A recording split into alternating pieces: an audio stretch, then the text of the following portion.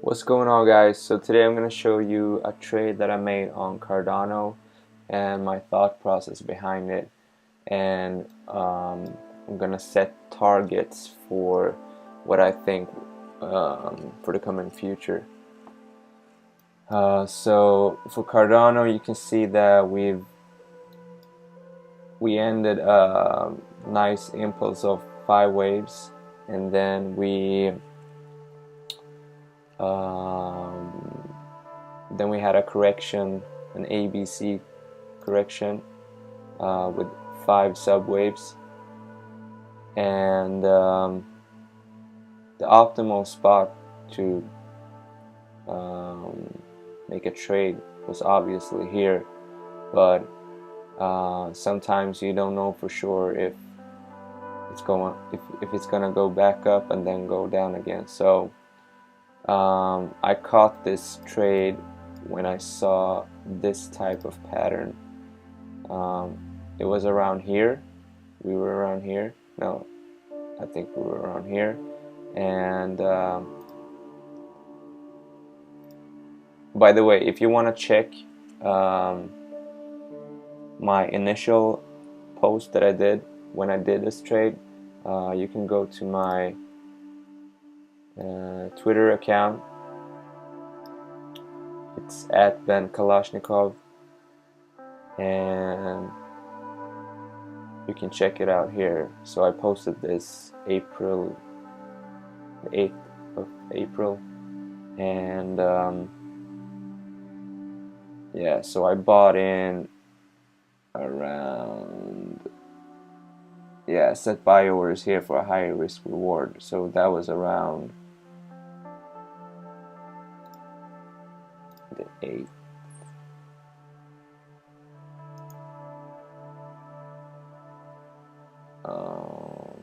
Yeah, around here. Anyways, I saw this pattern.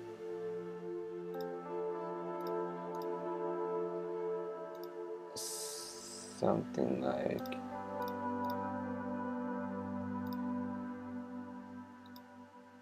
this, and then I knew, when I saw this pattern, I knew that we had finished the first wave, and then we're about to finish a correction wave of an ABC type, ABCDE type. So I drew out the lines, something like this.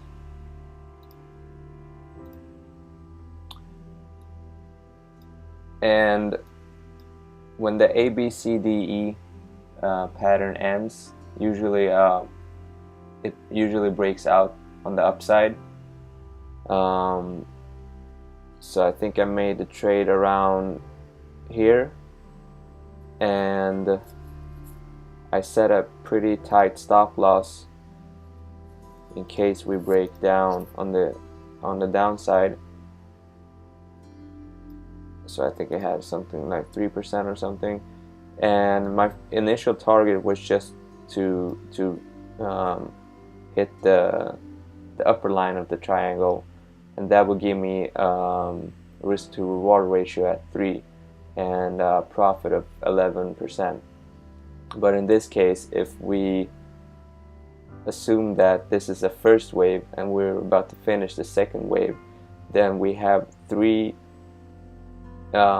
wave 3 coming, and wave 3 is usually the longest one. So I wanted to set a higher target as well, because I believe in Cardano as a long-term hold.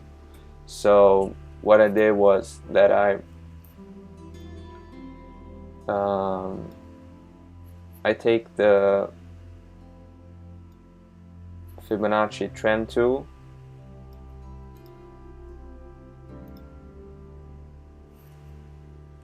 and then I draw it from the bottom of the first wave to the bottom of the second wave, like the lowest point. So the second wave actually ends here, but this is the lowest point, so you need to draw it from there. Something like that. And now that we have these Fibonacci levels, we can set targets based on them. So what I did was I set a target of the third wave is usually from 1.618 to 2.618, around that area. So one target could be here, and one target could be here, and it could even go as high as 3.618. But in this case, I think that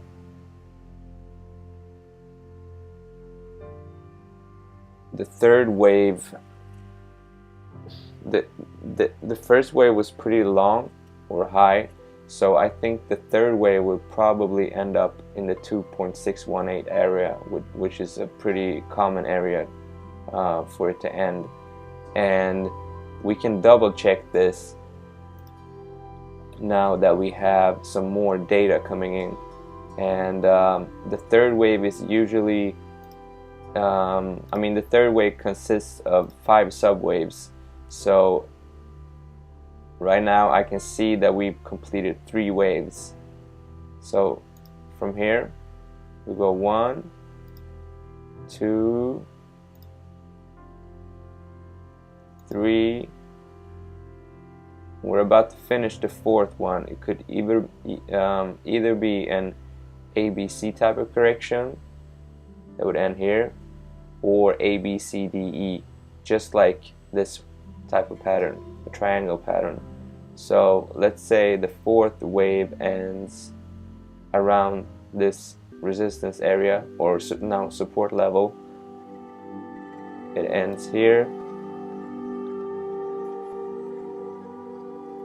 We could there's a lot of room here, so I wouldn't be surprised if we can get all the way up to this area. So now that we set the target for where the third wave can end, we can draw out the bigger trend, the Elliott waves for the bigger trend. So we start by, this was the first wave, right? And this was the second wave, and this is the potential third wave, and then we're gonna see a 4th wave correction, and then a 5th wave. We don't know where the 5th wave will end just yet, but we can just assume that it would go 1, 2, 3, then either to this spot or this spot.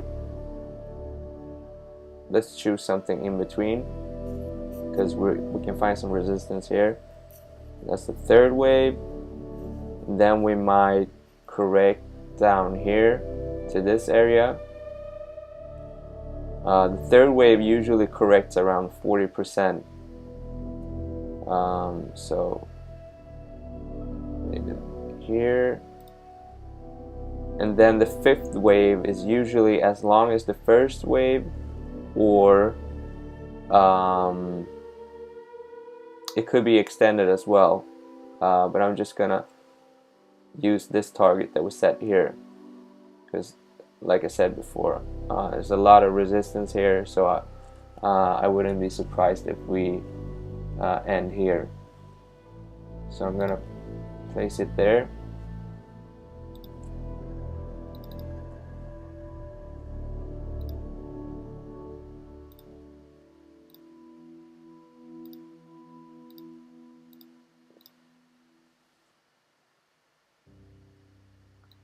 and I'm gonna lower the end of the third wave, I mean the fifth subwave of the third wave, to this spot here. I'm gonna remove that one.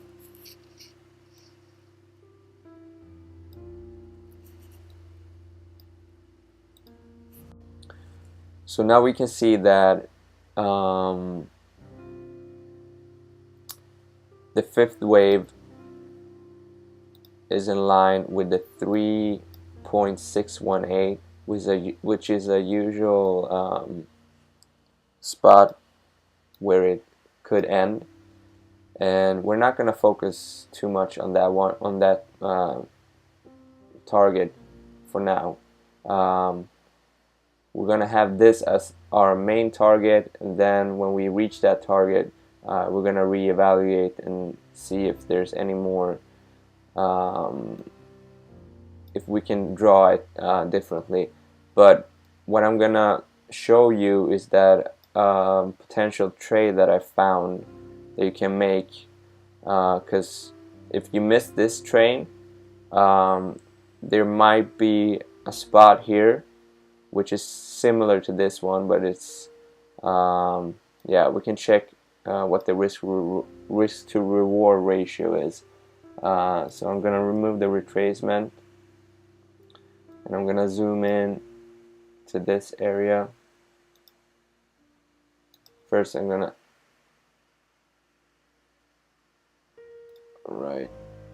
type the target.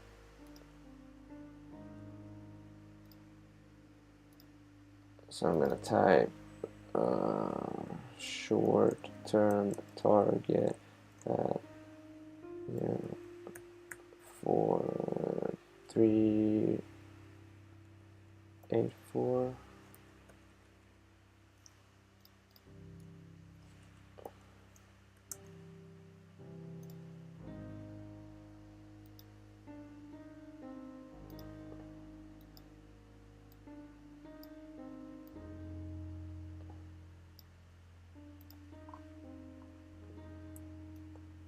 And a potential trade that I see is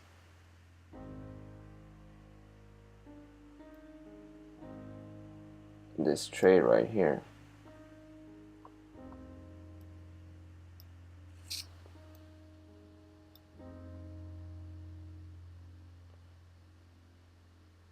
So around here, you can see that there's some resistance. And if we draw a line here, like this, we can see that we could be forming an ABCD type of correction, just like we did here.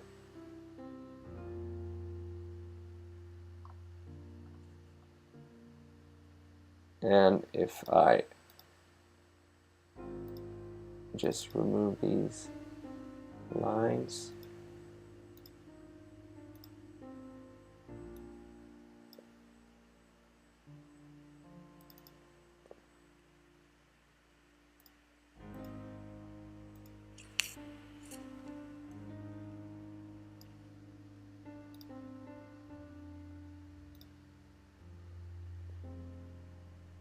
I'm sorry, my computer is super slow.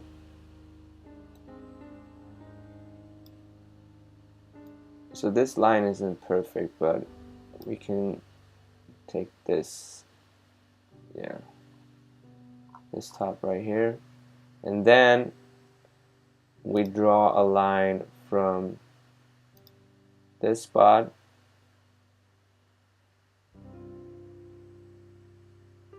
so it would be in something like this.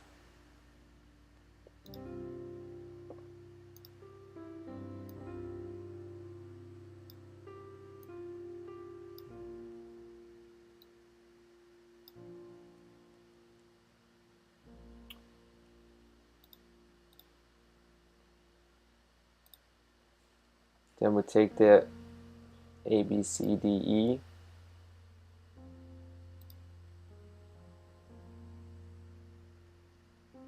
So this is 1A, B, C, yeah. Then we might end up here, something this. So the trade that I would make here is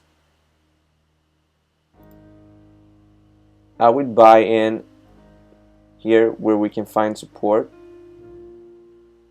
and in case that we break this trend line, if we break this trend line, we might even go as low as to the A area here. So I don't want to risk that, so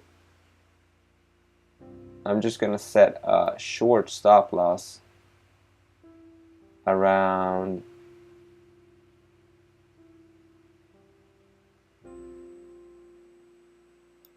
just below this spot, so 3%, and I'm not gonna target this area because I'm a long-term holder, and just like we saw before, we have a bigger upside, and if we instead target the next big resistance area around here, we can see that we have a much better risk to reward ratio. So we can potentially win 33% and lose 3%, which gives us a risk to reward ratio at 11. So we don't have to be right that often to be profitable when making this trade. And also I want to add that, let's say this C line goes lower than this trend line. It could even go as low as this, and we don't know that for sure yet. That's why you need to set pretty short, like optimally you would wait for the price to drop down to the C and then head back up again, so you know that the trend line is set. Because right now we don't know for sure where the trend line will be set. So an optimal trade would be to wait till it hits this line and then bounces back up, and then you make the trade. But it's gonna be around this area, I think.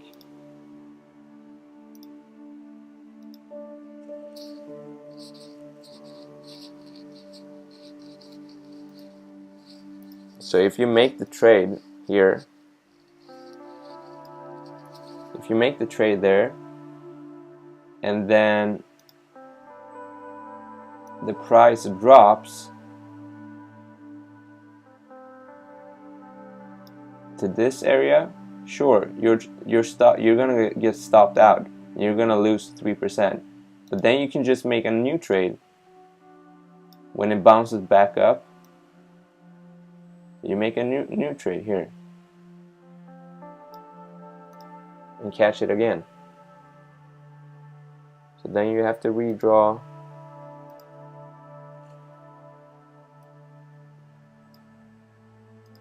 You have to redraw these lines.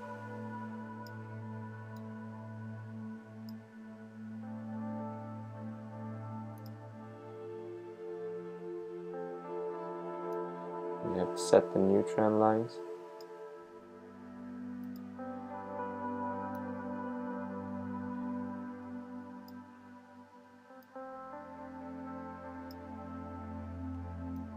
I mean, I don't think it would go down.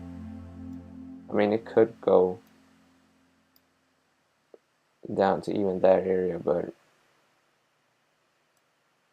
then it would be something like this.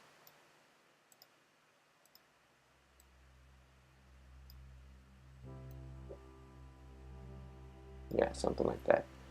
But you get what I'm saying. So don't be afraid to get stopped out, because you can always make a new trade, and that's why you have stop losses. So you minimize the loss. So if you, like I said, if you miss this train, then this spot could be something for you. I think I'm gonna add some more here, depending on how Bitcoin moves. I'm probably gonna place some orders here, and yeah, just make sure that you set a pretty tight stop loss. And if you want to know how to set stop losses, please comment and let me know if you want me to make a tutorial video or something just explaining how I do it. And also, if you like this video, click like, subscribe for more videos, and let me know if you have any coins that you want me to analyze or talk about. So good luck with the trade. Cheers.